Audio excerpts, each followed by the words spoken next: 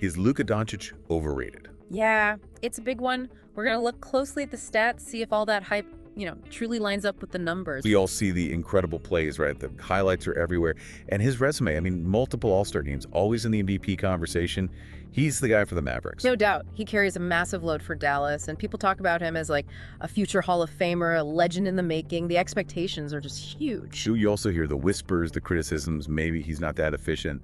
His usage rate is sky high, and the turnovers can pile up. And the defense, yeah. That comes up a lot. Is his defensive impact, or maybe lack thereof, a real issue compared to other elite players? So that's the core question we're tackling. We're going to deconstruct the numbers, really get into his stats, and ask, do they fully support this superstar reputation? Let's see what the data says.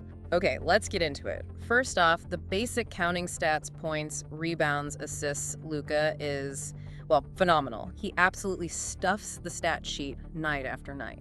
You can't argue with those numbers, really. Not the raw numbers, no. But then you look at efficiency. How effectively does he produce those numbers? That's where things get a bit more complex. Because his usage rate is just massive, right? Yeah. The offense basically is Luka Doncic a lot of the time. Exactly. And when one player handles the ball that much, you're going to see more turnovers. It's almost inevitable.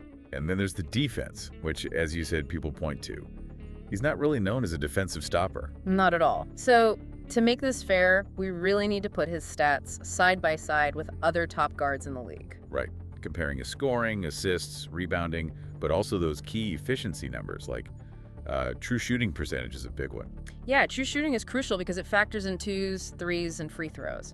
It gives a much better picture of overall scoring efficiency than just field goal percentage. So how does he stack up when you do that comparison? Well, it's interesting. In scoring volume and assists, Luka is often right there at the very, very top, unquestionably elite. Okay. But his true shooting percentage sometimes isn't quite as high as some other elite guards. You might see guys scoring a bit less, maybe, but doing it more efficiently, fewer wasted possessions. Okay. So that leads to the big question then.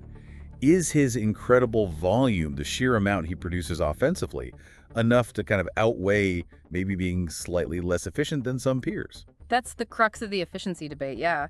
Is the trade-off worth it?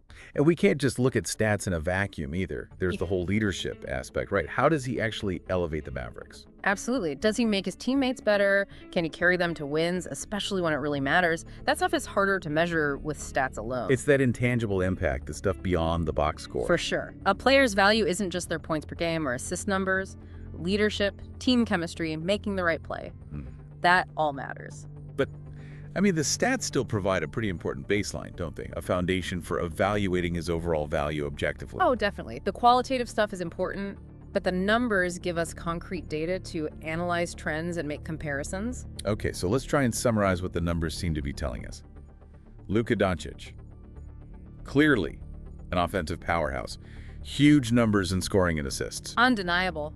An offensive engine. But when you dig into efficiency metrics and factor in the defensive side, maybe there are some legitimate questions compared to the absolute top tier. I think that's a fair assessment based purely on the statistics. Phenomenal production, carrying a massive offensive load.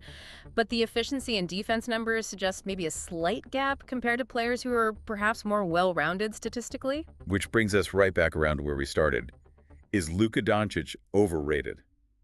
Looking purely through this statistical lens. Well, there's certainly fuel for that discussion. Yeah, the data suggests it's not clear-cut. His offensive game is brilliant, no one denies that. But the stats across the board maybe don't scream undisputed best player without any caveats. So, while the acclaim is widespread, the numbers themselves might paint a slightly more nuanced picture. Precisely. Which leads us to the final thought for you, the listener.